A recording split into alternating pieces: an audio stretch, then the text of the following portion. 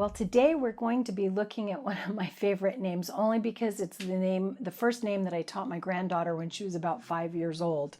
But we're going to be looking at Kana, which means that we serve a jealous God. Now, the name Kana describes God's response to the sin of idolatry, which according to Exodus 34 is forbidden in the life of a believer.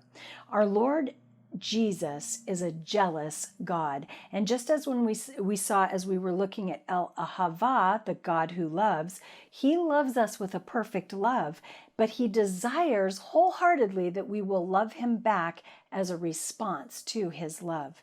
So while God is love, and that makes us feel really blessed and we're very comforted by that feeling, it's also important to understand that he's also a consuming fire, and he will destroy anything that competes for the love due him, as well as anything that opposes his holiness or his character. In Deuteronomy 4:23, we see a warning to take heed to yourselves, lest you forget the covenant of the Lord your God, which he made with you, and make for yourselves carved image in the form of anything which the Lord your God has forbidden you. For, here it is, the Lord your God is a consuming fire, a jealous God. So God's jealousy is actually a righteous zeal for the glory due his name. And that's why in Exodus 20, verse 4 and 5, God commanded his people not to worship or serve idols. He said, "You shall not make for yourself a carved image, any likeness of anything that is in heaven above or on the earth beneath, or that is in the water under the earth. You shall not bow down to them nor serve them. For," here again, "I, the Lord, your God, am a jealous God." His name is Kana. So ultimately, God is jealous of anything that takes your attention or your devotion away from him. And that could include something that is not necessarily sin. It can be anything that distracts us from putting our focus and our attention on Jesus in our relationship. That's including anything that would keep us from spending time with him. And boy, do we need to be careful of that, especially in the days in which we are living. It's not that we need to put our head in the sand and be ignorant of the things that are going around us, but because I do believe that we need to stay informed, but it does mean that we need to keep our priority, our main focus on Jesus. In James 4:5, we're told that the Spirit who dwells in us yearns. This word yearns carries the idea of an intense craving or a longing for someone's affection. So the Spirit who dwells in us yearns jealously. This word jealously means that it's to protect a possession. So while man's jealousy can be sinful, God's jealousy is holy. And he, according to Deuteronomy 4, has made a covenant with his people. And you'll remember that we've seen that his name is El Shaddai. Again, he is a covenant keeper. That's the covenant name for God. So when it says that the Spirit yearns jealously, the closest thing that we in our human understanding have to compare it to is the marriage covenant, the marriage relationship with our spouse. You've all heard the phrase, "What God joins together, let no man separate." And so if someone comes between our husbands and ourselves and our husband gives attention to someone else other than us, well, we're going to become jealous, and chances are it's going to be with indignation.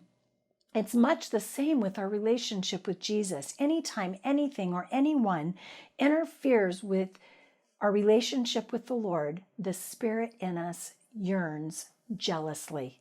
So the best way to describe this jealousy is marriage, and that demands faithfulness. And can you imagine just for a moment if your husband was not faithful, that being married, and if your spouse said, "Oh, just go do whatever you want to do because I'm doing whatever I want to do." I don't know about you, but I wouldn't feel very loved. And I don't think it's any different with our relationship with God. So because his name is Kana, we actually see his love for us in that he is wholly devoted to us, keeping his covenant as he desires that same faithfulness from us in return. Well, now most of us think that God, when we think of God, we think of love and grace and mercy and compassion.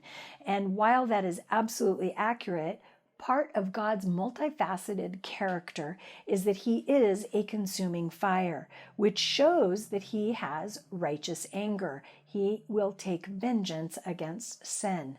In Revelation 19:11, we're told that he is called faithful and true, and in righteousness he judges and makes war. There are 3 times in the book of Revelation that it tells us that his eyes are like a flame of fire, speaking of judgment. In Nahum 1, verse 2 and 3, it shows the seriousness of his righteous jealousy. As it says, God is jealous, and the Lord avenges and is furious, and the Lord will take vengeance on his adversaries, and he reserves wrath for his enemies. Verse 3, the Lord is slow to anger, but great in power, and he will not acquit the wicked. So God doesn't mess around, and one day every knee will bow and every tongue will confess that Jesus is Lord, because God will receive the glory due his name. His name is Kana. His name is Jesus. And in Isaiah 42:8, he says, my glory I will not give to another, nor my praise to carved images. The reason I taught this to my granddaughter is her name is very close to Kana. And we were one day when she was about 5 years old sitting in a diner before I took her to school, and it was Christmas time. She looked around and saw all the Christmas decorations, the Santa Claus, the snowman, the snowflakes, all the things that were going on around her, and she was just perturbed. And I said, what in the world is wrong? And she goes, well, just look at all these distractions, because I had told her that God doesn't like us to be distracted. And she said, Jesus is the one that came at Christmas, not Santa Claus. And Santa Claus is a distract. So she totally got it. So I love this name because God doesn't want anything to distract us from paying attention to him. So today is a good day to pray and ask God if you are placing someone or something, good or bad, before your devotion to him. Because remember, God is high above the heavens, and he is worthy of all praise and glory and honor and wisdom and power. Yet he loves you so much that he wants to have that relationship with you, because his name is Kana. God bless you.